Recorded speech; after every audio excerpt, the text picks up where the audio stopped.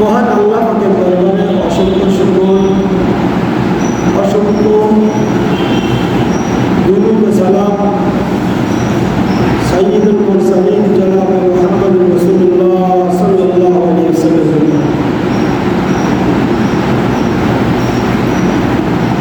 আল্লাহ রাব্বুল আলামিন এই পবিত্র মায়ের রবিউল আউয়ালে দ্বিতীয় জুমায় অনেক কাজ থেকে ফারাক করে অনেক বাধাকে ডেকিয়ে নফসানি বাধা, শয়তানি বাধা, সামাজিক বাধা, সব বাধাকে উপেক্ষা করে ডেকিয়ে আল্লাহ তাআলার হুকুম পালন করার জন্য এই মায়ের রবিউল আউয়াল দ্বিতীয় জুমায় সবার আগে আমাদেরকে আসার তৌফিক দান করেছেন। এই জন্য আমরা শুকরিয়া করব, আলহামদুলিল্লাহ।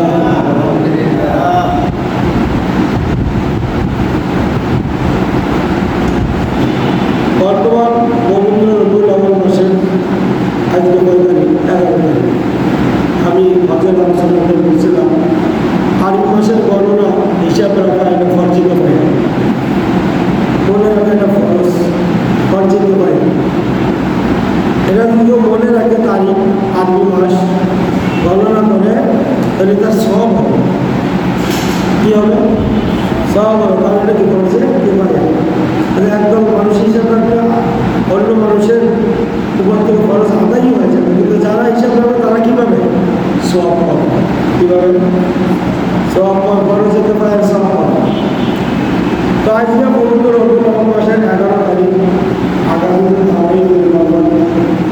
আজ আমাদের দেশে এই এশিয়ার মধ্যে বিশেষ করে এই 12ই রবিউল আউয়ালকে ঘিরে অনেক কিছু পালন করা হয়। ঠিক আছে, ঈদের মিলাদুল পালন করা হয়, আবার কোনো কোনো জায়গায় মিছিল বের করা হয়, দশটা জুলুস মিছিল। এটা আসলে আবেগ প্রবল হয়, এটা পরে মানুষ। আবেগের নাম কিন্তু ইসলাম না, আবেগের নাম ইসলাম না। ইসলাম হলো একটা বড় জিনিস, একটা নির্দিষ্ট বিষয়, এর অনুসরণ করার মধ্যে আল্লাহ এবং আল্লাহ রাসূল যেই নির্দেশনা আমাদেরকে দিয়েছেন, যেইভাবে জীবন যাপন করার হুকুম দিয়েছেন, যেভাবে আমাদের চলতে বলেছেন, সেইটা টার্গেট করে অনুসরণ করার নাম হল ইসলাম। আল ইসলাম ওয়াল ইনকিয়াদ, ইসলাম মানে আত্মসমর্পণ। ইসলাম মানে কি? আত্মসমর্পণ। কার কাছে আত্মসমর্পণ করবে? কোনো সংস্কৃতির সামনে, কোনো রসুলের সামনে, না আবেগের সামনে? আল্লাহ এবং আল্লাহ রসুলের সামনে নিজেকে বিলিয়ে দেওয়া, আত্মসমর্পণ করে নাম ইসলাম। এভাবে যে নিজেকে আত্মসমর্পণ করতে পারে, নিজেকে আল্লাহ আল্লাহ রসুলের সামনে ছুঁড়ে দিতে পারে, আল্লাহ আল্লাহ রসুলের নির্দেশের সামনে নিজেকে আবদ্ধ করে ফেলতে পারে, সেই মুসলমান। আত্মসমর্পণের নাম ইসলাম। আর যে এভাবে করতে পারবে সে হলো তাকে মুসলমান।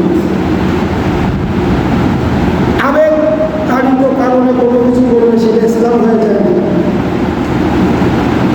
আবেগের কারণে কোনো কিছু করলে এটা ইসলাম হয় না। তবে ইসলামের রীতি অনুযায়ী আবেগ এটা ভালো, আবেগ না থাকলে আমল হয় না। সেই আবেগটা হবে ইসলামের অনুসরণ, নবীর অনুসরণে, আল্লাহর নির্দেশের অনুসরণে। সেই আবেগটা যদি হয়, সেই আবেগটা উত্তম হবে। আবেগ না থাকলে খাঁটিভাবে আল্লাহর হুকুম পালন করা যায়, ইবাদত করা যায় না, ইবাদত মজা পাওয়া যায়। কিন্তু ইসলামের বাইরে, আল্লাহ আল্লাহ রসুলের হুকুমের বাইরে গিয়ে ওই আবেগের নাম ইসলাম হবে না, ওটার দ্বারা কোনো সওয়াব হবে না, বড় কোনো গুনাহ হবে। ঠিক আছে, যেমন মনে করেন 12ই রবিউল আউয়াল উপলক্ষে আমরা অনেকে মানে বাংলাদেশের অনেক জায়গায় মিছিল বের হয়, জশ্নে জুলুস মিছিল। দেখবেন তাদের মধ্যে যারা মিছিল করে, ঠিক আছে নবী মুহাম্মদের মিছিল করছে না বুঝে, নবী মুহাম্মদের মিছিল করতেছে কি বুঝে না বুঝে,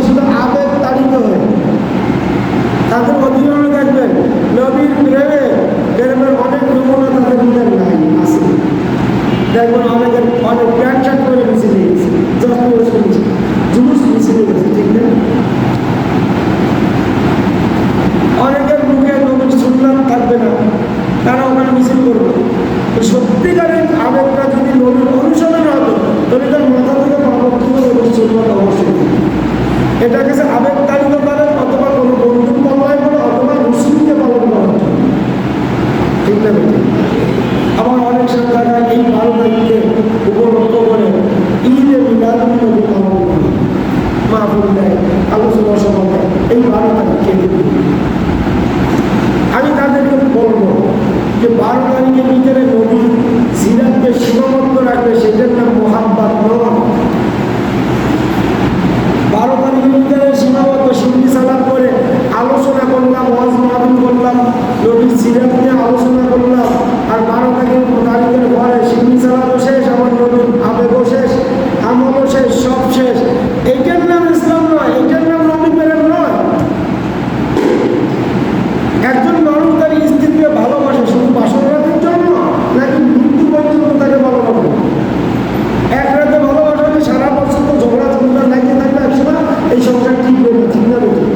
ভালোবাসা হতে বাসর রাত থেকে নিয়ে মরণের রাত পর্যন্ত স্ত্রী ভালোবাসা, এটা করবে তো ভালোবাসা, ঠিক না বেশি? আবার একজন স্ত্রী সেও যদি স্বামীকে ভালোবাসে, বাসর রাতের মধ্যে সীমাবদ্ধ রাখতে হবে, তাদের মধ্যে সীমাবদ্ধ রাখতে হবে।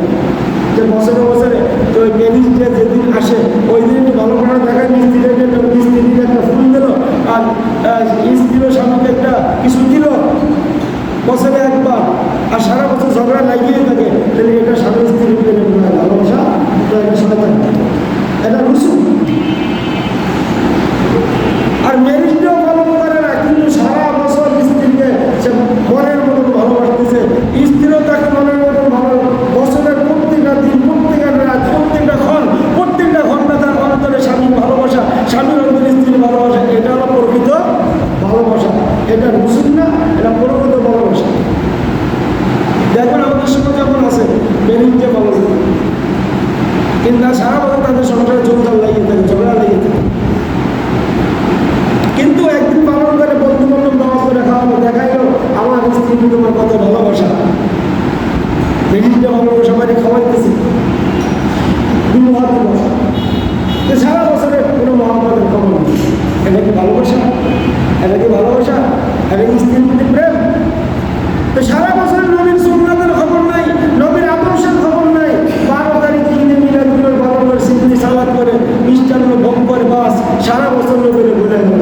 এটার নাম ইসলাম নয়, এটার নাম নবী প্রেম নয়, এটার নাম হলো ধোঁকাবাজি। নবী প্রেম হবে, নবীর প্রতি ভালোবাসা হবে, বছরের প্রতিটা দিন, প্রত্যেকটা রাজ্য, প্রত্যেকটা ঘটনা, প্রত্যেকটা মুহূর্তে নবীর ভালোবাসা অন্তরে থাকতে হবে। নবীর ভালোবাসায় যা দাবি করে, যেটা টাকা যা করে, আমার নবীর ভালোবাসার দাবি যেটা, এটা আমার ভিতরে থাকতে হবে। এটা হলো খাঁটি নবী প্রেম, ঠিক না? বছরে একদিন পালন করার নাম নবী প্রেম নয়, ধোঁকাবাজি, শয়তানি, ভণ্ডামি, ঠিক না?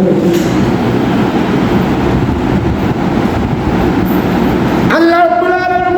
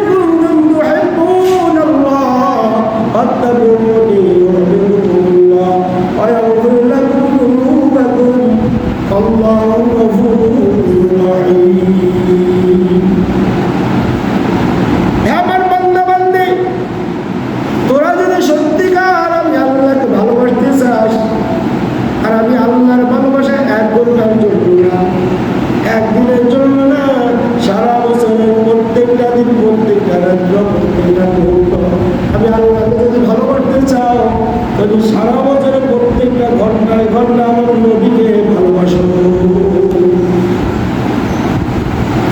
আমার নবীকে যদি ভালোবাসো, আমার নবীর আদর্শ অনুসরণের মাধ্যমে, তাহলে আমি আল্লাহ আমার নবীকে ভালোবাসার কারণে আমি আল্লাহ তোমাকে ভালোবাসা শুরু করে দেবো। কেন? নবী তো আল্লাহ সবথেকে বিরোধী, ঠিক না? আপনার একটা সন্তান আছে, আপনার সাথে একজন দুশ্মনী বা ঝগড়া, সেই লোকটা শুধু আপনার সন্তানকে দেখে কোলে লয়, একটাই মহব্বতের সঙ্গে কোলে লয়, একটু চকলেট কিনে দেয়, ভালোবাসা করবে। দেখবেন এটা যখন বারবার আপনি দেখবেন যে ভালো কিছু আপনি আপনার সন্তানকে ডাক দিয়ে দিচ্ছে ছোট মানুষ, আপনার মনের থেকে অটোমেটিক দুশ্মনী চলে যাবে। আমার ছেলেকে তার সাথে এত ঝগড়া, এত গণ্ডগোল, আমার ছেলেকে এত ভালোবাসে, আপনার মন থেকে দুশ্মনী চলে যাইয়া ওই বেটার মধ্যে আপনার ভালোবাসা সৃষ্টি হয়ে যাবে। ঠিক যাবে? ঠিক। আল্লাহ আমার সাথে আমার নামারমানি করছে, অসুবিধা নাই, আদর্শ যদি পুরোপুরি অনুসরণ করো, আমি সব ভুলে তোমাকে ভালোবাসতে শুরু করে দেব।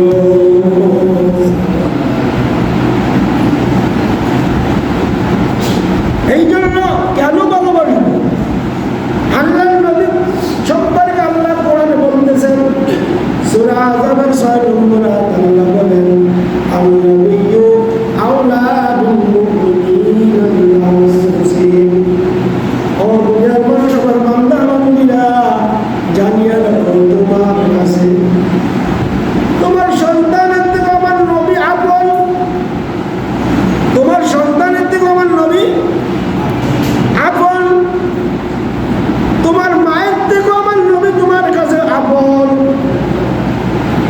আন-নাবিয়্যু আওলা বিল মুমিনিনা মিন আনফুসিহিম। কোরআন বলছে, আমার বান্দা বান্দীরা, তোমার সবার থেকে আমার নবী তোমার কাছে আপন। আমার নবীর মতন আপন কাউকে পাবে না, আমার নবীর মতন আপন কাউকে পাবে না। বুখারী শরীফ 21 নম্বর পারার ভিতরে সূরা বাকারার তাফসীরের মধ্যে আল্লাহ তাআলা নবী বর্ণনা করেন, কিয়ামতের কঠিন ময়দানে যখন আল্লাহ সিংহাসনে বসে যাবেন, বিচারের জন্য সিংহাসনে বসে যাবেন, আল্লাহ একটা ঘোষণা করবেন, লিমানিল মুলকুল ইয়াউম। ও দুনিয়ার রাজা বাদশারা বলো, আজকের রাজত্ব কার, আজকের ক্ষমতা কার? কিয়ামতের কঠিন ময়দানে কোটি কোটি মানুষ, আল্লাহর এই ঘোষণার পরে কারোর কোনো আওয়াজ নাই, সবাই নীরব নিস্তব্ধ, এত কোটি কোটি মানুষ, আর পরে কোনো শোরগোল নাই। আল্লাহর এক ঘোষণায় সব থেমে গেছে।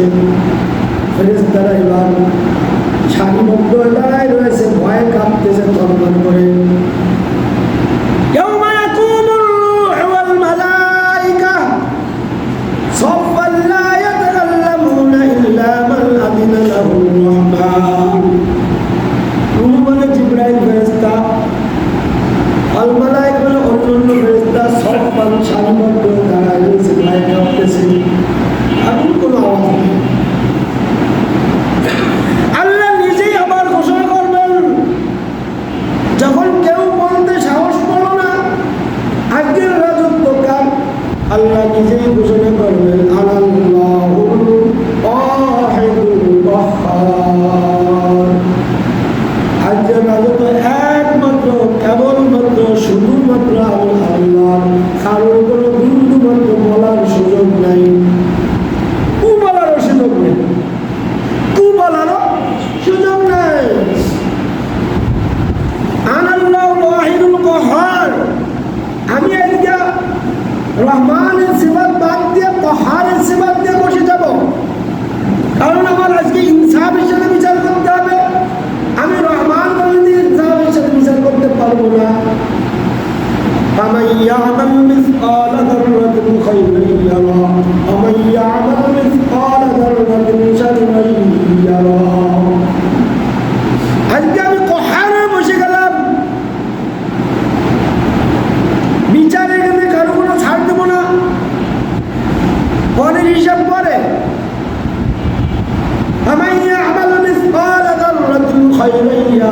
যাত্রা পরিমাণ যদি কেউ নেকি করো, ওই নেকিটা আমি দিয়ে দেবো, আমি রাখবো না।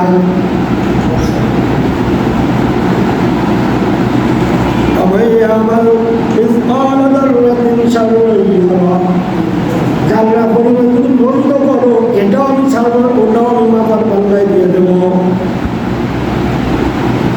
এবার নবীরা এই ঘোষণার পরে সব নবী ভয়ে থরথর করে কাঁপতে চিন্তায় পড়ে গেছে। ইয়া রাব্বি নফসি ইয়া রাব্বি নফসি। সূরা বাকারা তাফসীর বুখারী শরীফ কিতাবুত তাফসীরের ভিতরে লিখছে, ইয়া নফসি বলবে। ময়দানে মাহশরের মানুষগুলো জমা হবে, বলবে আজকে আল্লাহ তো বিশাল রাগ হয়েছে, আমাদের করণীয় কি?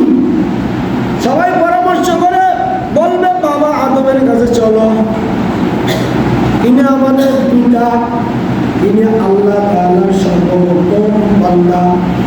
আল্লাহ নিজের হাতে তাকে তৈরি করেছে, তাকে ফেরেশতা দ্বারা সিজদা করাইয়া সম্মানিত করেছে, এবং তার মর্যাদা আছে, আল্লাহর কাছে তার গ্রহণযোগ্যতা আছে।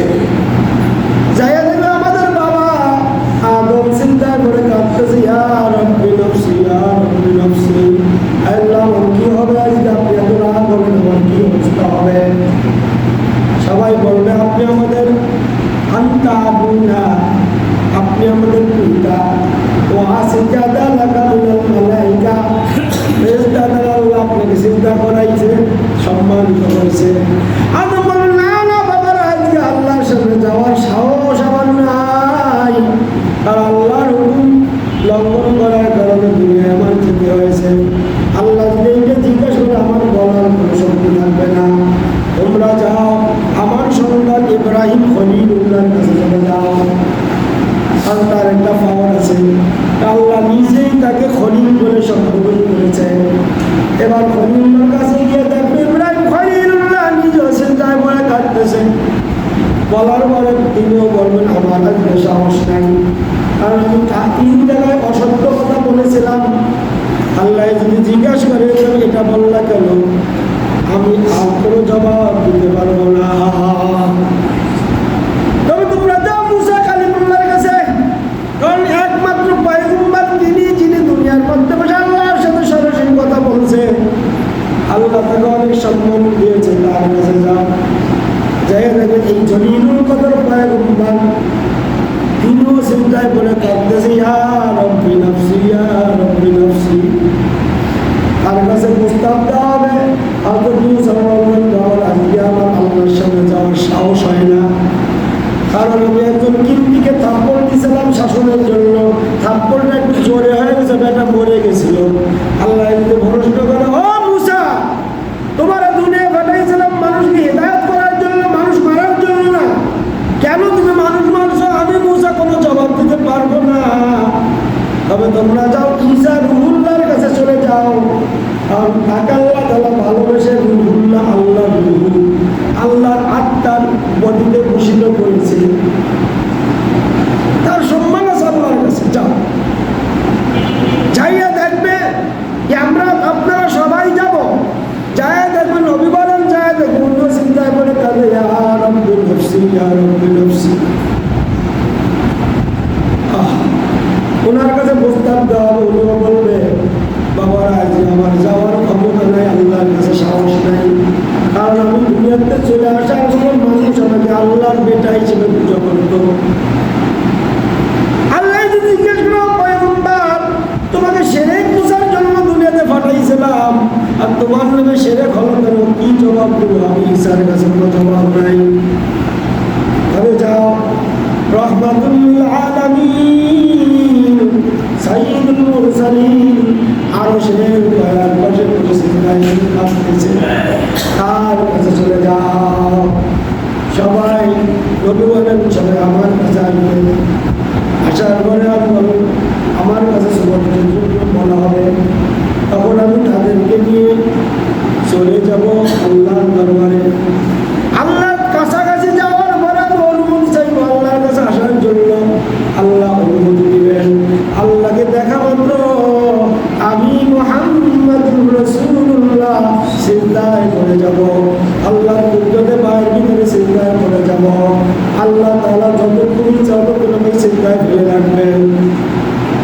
আমি আল্লাহ আহমাদুল্লাহ বিমা ইউআল্লিমুনি, আল্লাহ নবী বলেন আমি আল্লাহর প্রশংসা করতে থাকবো সিজদায় করে, আল্লাহর কুদরত বর্ণনা করে আমি সিজদায় করে আল্লাহর প্রশংসা করতে থাকবো।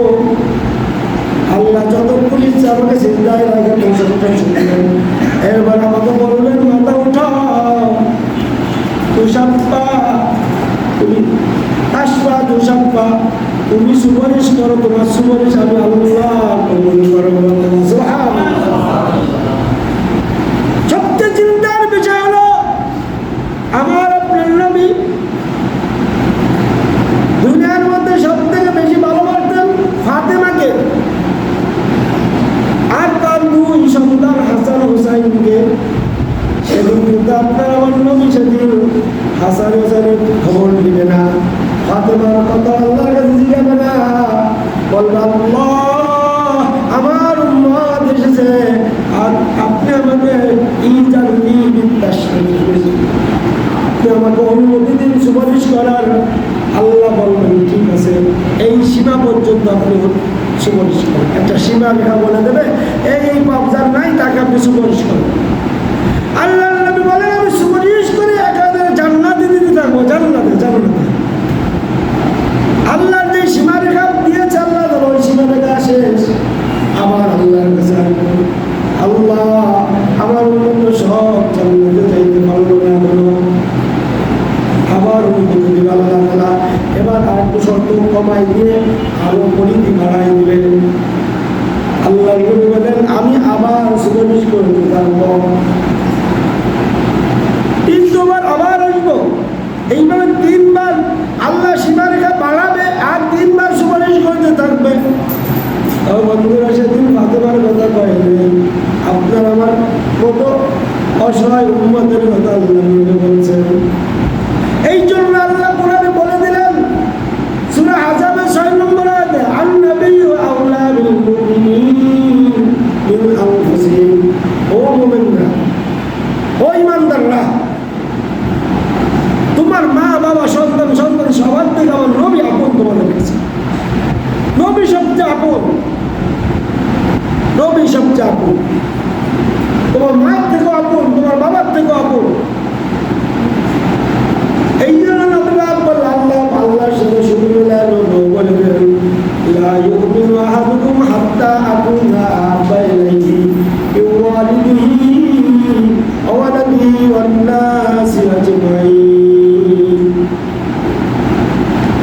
কতক্ষণ পর্যন্ত তুমি ইমানদার হতে পারবে না, একদিনের কষ্ট অতক্ষণ পর্যন্ত তুমি ইমানদার হতে পারবে না যতক্ষণ পর্যন্ত তোমার বাবা থেকে, তোমার মা থেকে, তোমার সব তোমার আপন থেকে আমার নবীকে বেশি ভালোবাসতে না, বেশি ভালোবাসতে না। আমার রাদিয়াল্লাহু বলেন হুজুর এখন তো আমার সবার থেকে আপনারা ভালোবাসি, কিন্তু আমার নিজের নফসের থেকে তো বেশি ভালোবাসতে পারি। কোনোরকম ভালোবাসা আমার অন্তরে হয় নাই এখন। ভাই অমর জানিয়ে লাভ তুমি, তোমার ইমান এখনো পুরো হয়নি, তোমার ইমান এখনো কি হয়নি, পুরো হয়নি। খবর আবার আইসা বলতেছিলেন আমার ইমান এখন এমন পুরো হয়েছে যে আমি আমার জীবনের থেকে বেশি আপনাকে ভালোবাসি। তার ফলশ্রুতিতে নবী যখন ইন্তেকাল হয়ে গেল কেমন ভালোবাসা হয়েছিল। আমরা তো শুধু 12ই রবিউল আউয়ালকে কেন্দ্র করে ভালোবাসা, সিন্নি সালাতের ভালোবাসা থাকে, ঠিক না? সিন্নি সালাতের ভালোবাসা এটা ইরাকের এক বিদাতি বাচ্চা উনি চালু করেছিল 600 খ্রিস্টাব্দের কাছে, 600 খ্রিস্টাব্দের মানে 600 হিজরির কাছাকাছি। ইরাক এক বিদাতি বাচ্চা এই বারুল রবিউল আউয়ালের এইসব আদর্শ বা এইসব কৃষ্টি কালচার চালু করলো। আমি শুরুতে বলেছি আবেগের নাম ইসলাম নয়, আবেগের নাম কি নয়, বছরে একদিন আবেগতাড়িত সিন্নি সালাত করলাম, নবীর আলোচনা করলাম, এটার নাম ইসলাম নয়। নবীর ভালোবাসা হবে বছরে প্রত্যেকটা দিন, প্রত্যেকটা রাত্র, প্রত্যেকটা ঘন্টা, প্রত্যেকটা মুহূর্তে, ঠিক না বেঠিক, ঠিক না বেঠিক। আল্লাহ ওমর এসে বলে হুজুর এখন আমার জীবনের থেকেও আপনাকে বেশি ভালোবাসি, যার কারণে নবীজির ইন্তেকাল হলো। রবিউল আউয়ালে সকালবেলা 4টের সময় ওমর রাদিয়াল্লাহু আনহু মানতেই পারতেছে না যে নবী মারা গেছে। উনি খোলা তলোয়ার নিয়ে দাঁড়ায় গেছে, কোষমুক্ত উন্মুক্ত তলোয়ার নিয়ে দাঁড়িয়ে গেছে এবং ঘোষণা দিচ্ছে গার্জন করে মান কি ভাই ইয়াকুলু মাতা মুহাম্মদ আকতুলুহু, যে বলবে মোহাম্মদ মরে গেছে তাকে আমি দ্বিখণ্ডিত করে ফেলবো। মোহাম্মদ মরে নাই, মুসার মতো আল্লাহর কাছে দেখা করতে গেছে, এসে মুনাফিকদের চুরমার করবে, মুনাফিকদের মেরে ফেলবে, ধ্বংস করবে। মানতে পারতেছিলেন ভালোবাসা এরকম হতে হবে। আর আমার আপনার ভালোবাসা শুধু 1 তারিখকে কেন্দ্র করে, আমাদের কিছু ভাইদের ভালোবাসা 1 তারিখকে কেন্দ্র করে নবীর সুন্নাত নবীর আদর্শ ধ্বংস হয়ে গেছে, তাতে মনে কোনো ব্যথা নেই, মনে কোনো কষ্ট হয়নি। আল্লাহ রাব্বুল আলামিন আমাদের সকলকে নবীর প্রকৃত ভালোবাসা এবং নবীর প্রকৃত আদর্শে উজ্জীবিত হয়ে আমাদের জীবন গঠন করা তৌফিক দান করুন। সবাই বলেন আমিন। আলহামদুলিল্লাহ।